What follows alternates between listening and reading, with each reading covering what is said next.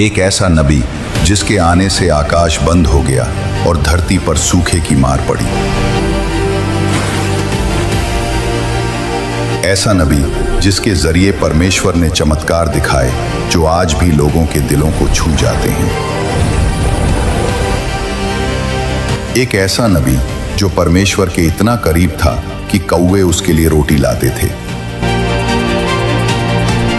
ऐसा नबी जिसने एक विधवा के आटे को कभी खत्म न होने वाला बना दिया। और एक ऐसा नबी जिसके हाथों मृतक को जीवन मिला। उसका नाम था एलिया।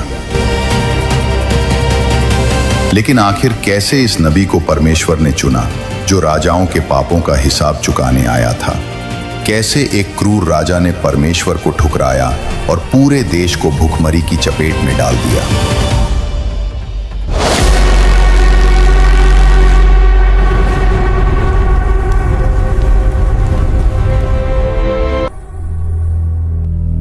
जब इज़राइल की धरती पर राजाओं का राज था, ये एक ऐसा समय था जब इज़राइल की भूमि जो कभी दूध और शहद से लबालब बहती थी, अब पापों के बोझ तले दबी हुई लग रही थी। परमेश्वर ने अपने लोगों को वादा किया था कि वे उनकी भूमि पर राज करेंगे, लेकिन राजाओं के हाथों ये वादा धीरे धीरे टूटने लगा। कुछ राजा परमेश्वर की आज्ञा मानते थे और उन्हें सर्वोच्च मानते थे। वे प्रार्थना करते, मंदिरों में बलिदान चढ़ाते और लोगों को एकेश्वरवाद की राह दिखाते। उनके शासन में शांति होती, फसलें लहलहाती और पड़ोसी देशों से भय न लगता। लेकिन कुछ राजा अपनी मर्जी के मालिक थे। वे परमेश्वर को नकारते थे और वे सारी बुराइयां करते थे जो परमेश्वर को नापसंद थीं। ये राजा सत्ता के नशे में चूर हो जाते। वे विदेशी देवताओं की पूजा करने लगते, अपनी प्रजा पर अत्याचार करते और परमेश्वर के नियमों को पैरों तले रौंदते। जब पाप बढ़ जाते, परमेश्वर कोई नबी भेजते और लोगों को चेतावनी देते। ये नबी परमेश्वर के दूत होते जो सच्चाई की आवाज बनते। वे राजाओं के महलों में घुसते, लोगों के बीच चिल्लाते और कहते कि सुधार हो वरना विपत्ति आएगी। आज की कहानी है एक ऐसे ही नबी की। उस समय में एलियाह नबी था। परमेश्वर ने उसके जरिए बड़ी बड़ी घटनाएं की। वो परमेश्वर का सच्चा भक्त था, हमेशा पवित्र जीवन जीता। जो सही था वही परमेश्वर की नजर में करता। जब हम एलियाह के जीवन को देखते हैं तो पता चलता है कि वो परमेश्वर से कितना प्रेम करता था। हमेशा परमेश्वर को अपनी जिंदगी में पहला स्थान देता। उसके जीवन में कई ऐसी घटनाएं घटी जो हमें रोमांचित कर देती हैं। कल्पना कीजिए, एक साधारण आदमी जो पहाड़ों की गोद में रहता है, अचानक परमेश्वर की आवाज सुनता है। वो आवाज इतनी स्पष्ट कि हड्डियां कांप जाती। एलियाह का जन्म गिलाद नाम के एक छोटे से इलाके में हुआ था। गिलाद पहाड़ी इलाका था जहां जंगल घने थे और नदियां बहती। वहां के लोग भेड़ बकरियां चराते, खेती करते। लेकिन एलियाह अलग था। बचपन से ही वो परमेश्वर की ओर आकर्षित था। वो अकेले जंगलों में घूमता, प्रार्थना करता। लोग कहते कि वो परमेश्वर से बातें करता है। जैसे ही वो बड़ा हुआ, परमेश्वर ने उसे चुना। पहली राजाओं की किताब के 17वें अध्याय के 21वें पद में लिखा है, उन दिनों इज़राइल के राजा भगवान को नाराज करने वाले काम ही करते थे। वे अपने कर्मों से प्रभु को क्रोधित करते थे। ये एक ऐसा दौर था जब इज़राइल दो हिस्सों में बंट चुका था, उत्तर का इज़राइल और दक्षिण का यहूदा। लेकिन उत्तर के इज़राइल में राजाओं का चरित्र सबसे खराब था। वे ओमरी वंश के थे जो बुराई की जड़ें गहरी कर रहे थे। अहाब नाम का राजा था। वो ओमरी नाम के राजा का बेटा था। इज़राइल पर 32 साल तक राज किया। वो ऐसा राजा था जो अपने पूर्वजों से भी ज्यादा बुरा था।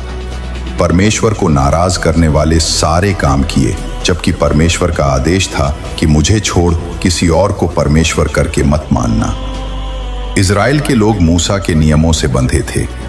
10 आज्ञाओं में पहली ही ये थी कि कोई अन्य देवता न पूजो। लेकिन अहाब ने इसे तोड़ा। उसने बैल की पूजा के लिए एक मूर्ति बनाई, बैल के लिए महल बनवाया, उसके लिए वेदी तैयार की। समरिया शहर में उसने बैल के मंदिर का निर्माण कराया, सोना चांदी से सजाया। लोग आते, बलिदान चढ़ाते। अहाब खुद वहां जाता, पूजा करता। ये सब देखकर परमेश्वर का क्रोध भड़का, लेकिन अहाब रुका नहीं और ऊपर से सिदोन के राजा की बेटी इजेबेल से शादी कर ली। वो एक घमंडी, क्रूर और बहुत बुरी औरत थी। इजेबेल फोनिशियन थी, जहां बैल पूजा प्रचलित थी। वो अपनी मातृभूमि के देवताओं को इजराइल लाई। इजेबेल तो यहोवा के नबियों को मारना चाहती थी। उसने सैकड़ों नबियों को तलवार से काट दिया, उनके मंदिर तोड़े, बैल के पुजारियों को बढ़ावा दिया। अहाब उसके प्रभाव में आ गया। वो महल में रहता, भोज करता, प्रजा भूखी मरती, लेकिन राजा को फर्क न पड़ता। इस तरह राजा ने परमेश्वर की नजर में घिनौने काम किए, लेकिन परमेश्वर की नजर सब पर है। वो अच्छे काम देखता है और बुरे काम भी। उसकी नजर हमेशा इजराइल पर रहती है, इसलिए वो समय समय पर अपने नबियों के जरिए संदेश भेजता है ताकि लोग सुधर जाएं और पश्चाताप करें। अहाब के शासन में पाप चरम पर था। लोग परमेश्वर को भूल गए, वे बैल की पूजा में डूबे। बच्चे भी मंदिरों में जाते। इजेबेल ने स्कूल जैसे बनाए जहां बच्चों को बैल की कहानियां सिखाई जाती। अहाब ने कर बढ़ाए, सड़कें बनवाई, लेकिन प्रजा दुखी। पड़ोसी देशों से युद्ध होते, लेकिन राजा की महत्वाकांक्षा कभी न रुकी। वो सोचता कि बैल उसे शक्ति देगा, लेकिन परमेश्वर चुप न थे। वे इंतजार कर रहे थे एक ऐसे नबी का जो सच्चाई की तलवार चला दे। एलिया का आगमन इसी क्रम में हुआ। वो एक यायावर था, लेकिन परमेश्वर का चुना हुआ। उसकी आंखों में आग थी, दिल में भक्ति। जब वो राजा के दरबार में पहुंचा तो सन्नाटा छा गया। अहाब ने देखा एक साधारण चरवाहा सा आदमी, लेकिन एलिया की आवाज गूंजी। वो बोला, जिस प्रभु के सामने मैं खड़ा हूं, उस यहोवा ने कहा है कि आने वाले दिनों में जब तक मैं न कहूं, न बारिश होगी न ओस पड़ेगी। ये शब्द धमाके जैसे थे। राजा का चेहरा लाल हो गया। इजेबेल ने चिल्लाया, लेकिन एलिया चला गया। कुछ दिनों में एलिया की भविष्यवाणी सच होने लगी। आकाश में बादल नजर न आए, सूरज तेज चमका, धरती तपने लगी। लोग सोचने लगे कि ये क्या हो रहा है। राजा अहाब ने अपने ज्योतिषियों से पूछा, लेकिन कोई जवाब न मिला। इजेबेल ने बैल मंदिर में प्रार्थना की, लेकिन बारिश न हुई। प्रियजनों, वहां सूखा पड़ने वाला था। जहां ओस न हो वहां बारिश कैसे, और बिना बारिश के फसलें कैसे उगेंगी। ये परमेश्वर का क्रोध था जो राजा के कर्मों से भड़का। देश में भूखमरी आने वाली थी, भोजन की कमी होनी थी, नदियां सूखने लगी, कुएं खाली, लोग घास खाने लगे, बच्चे रोते। लेकिन एलिया कहाँ था? परमेश्वर ने उसे सुरक्षित रखा। इसलिए परमेश्वर ने एलिया से कहा, उठो, वहां चरित की नदी के पास जाओ। मैंने वहां के कौओं को आदेश दिया है कि वे तुम्हें खिला दें। नदी का पानी पियो। बस कल्पना कीजिए, कितना सुंदर दृश्य। कौआ परमेश्वर के भक्त को रोटी लाकर खिलाता है। परमेश्वर कैसे अनोखे इंतजाम करते हैं। ये दृश्य ही कितना रोमांचक है। एलिया ने परमेश्वर की अनुमति ली और चरित की धारा के पास छिप गया। चरित एक छोटी सी धारा थी जो पहाड़ों से निकलती। जंगल घना, पेड़ ऊंचे। एलिया वहां एक गुफा में रहा। सुबह होते ही कौवे आते। एक कौवा चोंच में रोटी का टुकड़ा, दूसरा मांस का। एलिया धन्यवाद देता, पानी पीता। दिन बीतते गए, सूखा बढ़ता गया। राजा के सैनिक एलिया को ढूंढते, लेकिन परमेश्वर ने उसे छिपा रखा। यह परमेश्वर का न्याय था। प्रियजनों, ये घटना हमें सिखाती है कि परमेश्वर अपने भक्तों की रक्षा कैसे करता है। जब दुनिया दुश्मन बने, परमेश्वर पक्षी भेजते हैं। एलिया प्रार्थना करता। वो सोचता कि राजा कब सुधरेगा, लेकिन अहाब कठोर था। वो और मूर्तियां बनवाता। प्रजा दुखी, किसान रोते, फसलें मुरझाईं, बाजार खाली, लेकिन कौवे न रुके। हर सुबह, हर शाम एलिया का विश्वास बढ़ता। सब चलता रहा, लेकिन सूखे के कारण धारा भी लंबे समय तक पानी देती रही। बारिश न हुई तो धारा सूख गई, पानी की बूंदें रुक गईं। एलिया घबरा गया, लेकिन उसके पास एक ही रास्ता था, परमेश्वर से प्रार्थना। वो घुटनों पर बैठा, आंसू बहाए, हे परमेश्वर, तुम्हारा वचन सत्य है, अब क्या? तब परमेश्वर ने कहा, उठो, जेरेफात शहर जाओ। वहां एक विधवा को मैंने आदेश दिया है कि वो तुम्हें खिला दे। जेरेफात सिदोन का शहर था, इजेबेल का क्षेत्र। लेकिन परमेश्वर का आदेश। एलिया चला, रास्ता कठिन, पहाड़ चढ़े, जंगल पार किए, प्यास लगी, लेकिन विश्वास पर चला। प्रियजनों, ये यात्रा हमें सिखाती है कि परमेश्वर के रास्ते पर कांटे होते हैं लेकिन अंत में फूल। एलिया ने परमेश्वर की आज्ञा मानी और जेरेफात की विधवा के पास चला। शहर के द्वार पर पहुंचा, देखा एक विधवा लकड़ियां इकट्ठा कर रही है। उसके चेहरे पर थकान, कपड़े फटे, बाल बिखरे। एलिया को पता था यही वही विधवा है। उसके पास गया और बोला, मुझे पानी लाकर पिलाओ, साथ में रोटी भी लाओ। विधवा चौंकी, बोली, ये भूखमरी का समय, रोटी कहाँ? लेकिन एलिया का विश्वास अटल। विधवा ने एलिया से कहा, तुम्हारे परमेश्वर की कसम, मेरे पास कोई रोटी नहीं। प्रियजनों, इस घटना से पता चलता है कि परमेश्वर ने विधवा से सचमुच कहा था, इसलिए उसने एलिया से कहा, तुम्हारे परमेश्वर की कसम। वरना विधवा को कैसे पता कि एलिया परमेश्वर का आदमी है? विधवा ने आगे कहा, मेरे पास एक मुट्ठी आटा है, कुछ तेल का भंडार है। मैं ये लकड़ियां ले रही हूं ताकि आटा और तेल से रोटी बनाऊं, बेटे को खिलाऊं, खुद खाऊं, फिर हम दोनों मर जाएंगे। विधवा का यही विचार था, क्योंकि भूखमरी के दिनों में उसके पास बस थोड़ा सा आटा और थोड़ा सा तेल बचा था। पति मर चुका था, बेटा छोटा था और सूखे ने पूरे इलाके में भारी संकट ला दिया था। वह लकड़ियां बटोर कर बेचती थी, मगर अब बाजार सूने पड़े थे, लोगों के पास खाने को भी नहीं था। परंतु एलिया ने उत्तर दिया, डरो मत, पहले मेरे लिए एक छोटी रोटी बना लाओ, फिर अपने और अपने बेटे के लिए बनाना, क्योंकि इज़राइल का परमेश्वर यहोवा कहता है, जब तक धरती पर वर्षा न होगी तब तक आटे का घड़ा खाली न होगा और तेल का कुप्पा घटेगा नहीं।